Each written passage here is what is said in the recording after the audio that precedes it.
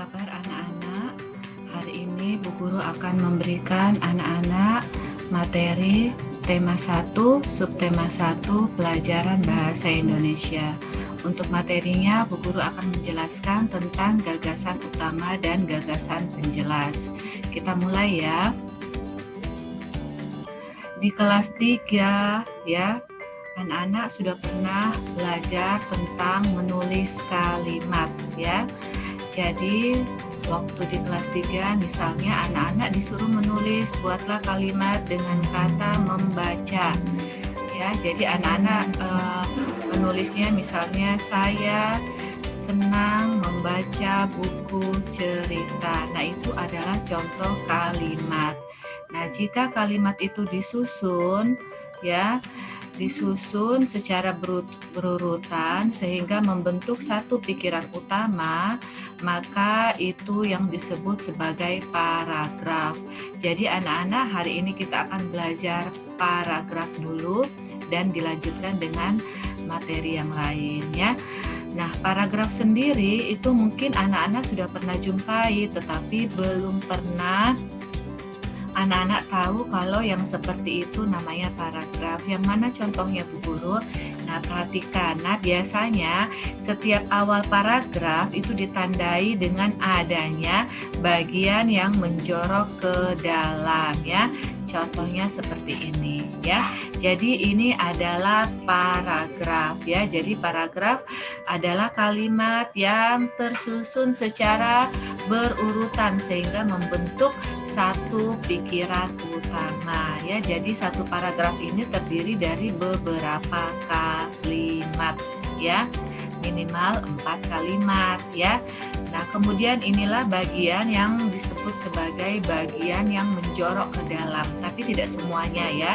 Yang anak-anak mungkin jumpai, mungkin ada paragraf yang tulisan di kalimat awalnya berada sejajar, tetapi ada juga yang menjorok ke dalam ya. Ini adalah contoh satu paragraf. Nah, setiap paragraf mempunyai gagasan utama dan gagasan penjelas. Anak-anak bisa buka bukunya, ada di buku MBP halaman 12 dan 13 ya. Jadi, sebelum kita menentukan yang mana gagasan utama dan gagasan penjelasnya, anak-anak harus mencari tahu dulu manakah kalimat utamanya ya. Kalimat utama adalah kalimat yang mengandung pikiran utama atau tema paragraf ya. Kalimat utama itu letaknya di mana? 1. Ada kalimat utama ya. Kalimat utama yang letaknya di kalimat pertama paragraf. Namanya paragraf deduktif. 2. Ada juga kalimat utamanya letaknya di paling terakhir dari paragraf. Jadi kalimat terakhir dari paragraf itu berarti namanya adalah paragraf induktif.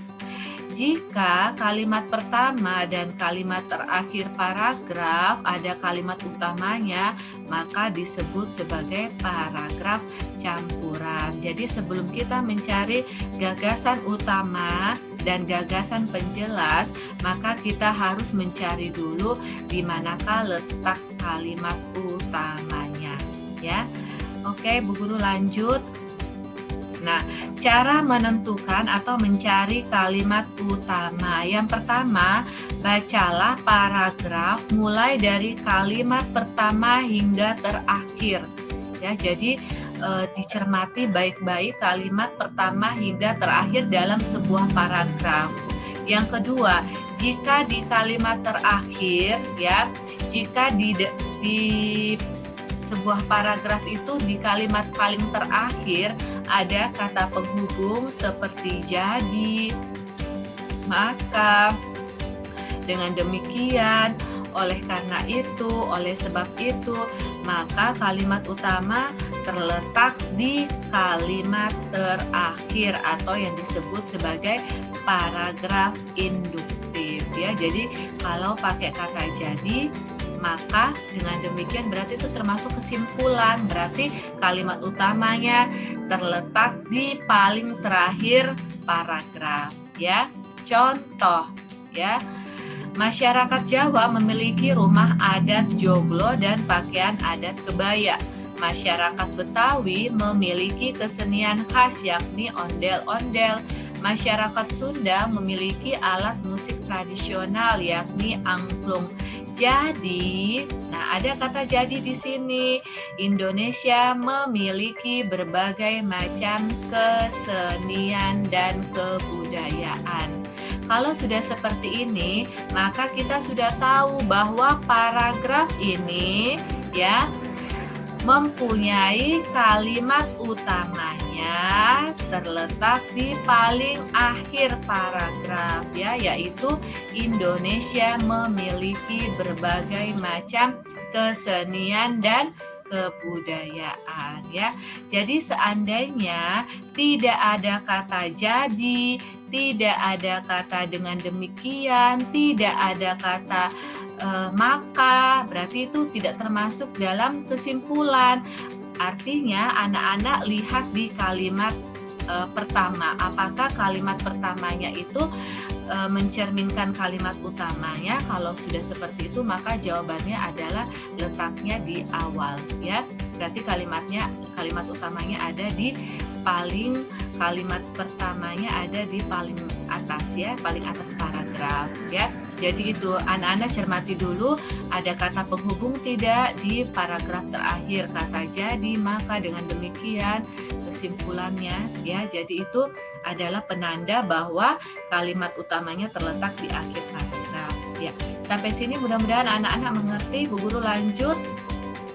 Nah, kalau ada kalimat utama, maka ada kalimat penjelas. Kalimat penjelas adalah kalimat yang mengandung gagasan penjelas ya. Jadi menjelaskan tentang kalimat utama.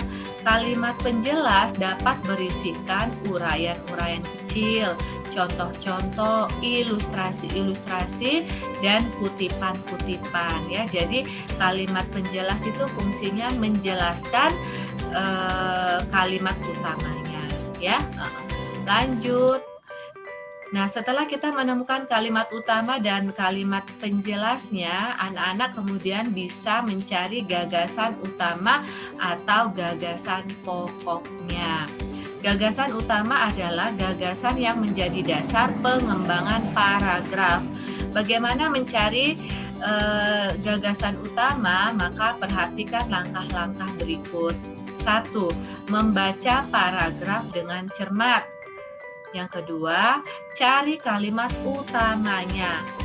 Kalau sudah ketemu kalimat utamanya misalnya di awal kalimat ya, awal paragraf kalimat pertama, ya berarti kalian tinggal meringkas kalimat utamanya itu ya. Jadi diringkas lagi, kalimat utamanya itu lebih singkat dan padat ya, seperti itu.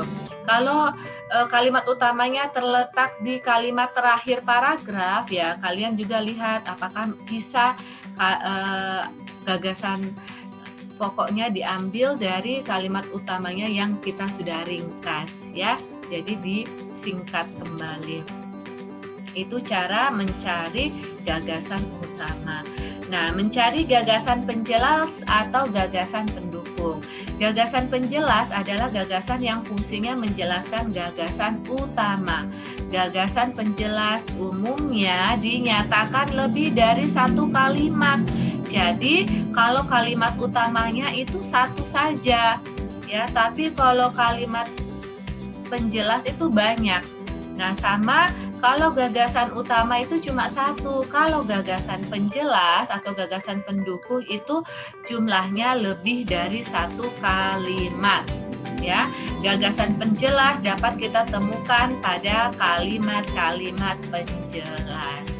Oke, Bu Guru kasih contoh ya, contoh yang paling mudah saja yang mudah-mudahan anak-anak bisa lebih mudah memahami ya. Perhatikan. Buah tomat memiliki banyak manfaat untuk tubuh. Titik. Ya, jadi ini adalah satu kalimat. Kalimat kedua, buah tomat dapat dijadikan sebagai masker wajah, titik. Kalimat ketiga, tomat juga dapat dimanfaatkan untuk menjaga kesehatan kulit, titik. Kalimat keempat, selain itu, tomat juga bisa membantu mencegah kanker dan untuk kesehatan jantung, titik. Nah, kita mencari dulu kalimat utamanya. Di bagian akhir, apakah ada kesimpulan yang menggunakan kata penghubung seperti jadi, maka, dengan demikian, ada tidak anak-anak? Ya, tidak ada ya. Karena tidak ada, maka kita lihat di kalimat pertama paragraf. Buah tomat memiliki banyak manfaat untuk tubuh. Di sini ya, ide pokoknya ada di kalimat pertama. Ya, karena ternyata paragraf ini menjelaskan tentang manfaat buah tomat untuk tubuh kita. Ya, jadi ide itu berarti termasuk dalam ide pokok yang dijadikan sebagai kalimat utamanya. Oke ya. Nah, kita cermati kembali. Kalimat utama dari bacaan tadi adalah letaknya di paling kalimat pertama paragraf. Buah tomat memiliki banyak manfaat untuk tubuh, titik. Maka gagasan utamanya adalah kita ringkas kalimat utamanya. Ya, kita mengambil kata-kata inti dari kalimat utamanya, yaitu tentang manfaat buah tomat. Ya, jadi gagasan utamanya kita ambil dari kalimat utama yang diringkas atau disingkat. Kalimat penjelasnya yang mana? Nah, berarti selain kalimat pertama tadi, berarti kalimat kedua, kalimat ketiga, dan kalimat keempat adalah kalimat penjelasnya yang menjelaskan tentang tentang kalimat utamanya ya. Jadi di sini ada isinya adalah uraian-uraian ya tentang manfaat tomat buat tubuh, yaitu dapat dijadikan sebagai masker wajah, dapat dimanfaatkan untuk menjaga kesehatan kulit, dan juga untuk mencegah kanker dan kesehatan jantung. Ya, ini kalimat penjelasnya. Dari kalimat penjelas kita lanjutkan dengan membuat gagasan penjelasnya. Gagasan penjelasnya misalnya yang pertama, manfaat tomat untuk wajah. Kita ambil dari kalimat penjelas yang pertama. Ya, buah tomat dapat dijadikan sebagai masker wajah. Berarti di sini gagasan penjelasnya adalah manfaat tomat untuk wajah. Yang kedua, manfaat tomat untuk kulit. Manfaat tomat untuk mencegah kanker dan kesehatan jantung. Jadi gagasan penjelasnya ya kita ambil dari kalimat penjelas yang kita sudah singkat ya. Mudah-mudahan apa yang Bu Guru jelaskan tadi ya dari awal hingga akhir PowerPoint Bu Guru ini mudah-mudahan dapat dipahami dan dimengerti oleh anak-anak. Jika kurang paham, anak-anak bisa mengulang kembali materi ini ya, bisa dibaca lagi buku cetaknya. Dan Bu Guru doakan semoga anak-anak dapat mengerjakan tugas dari Bu Guru. Wassalamualaikum warahmatullahi wabarakatuh.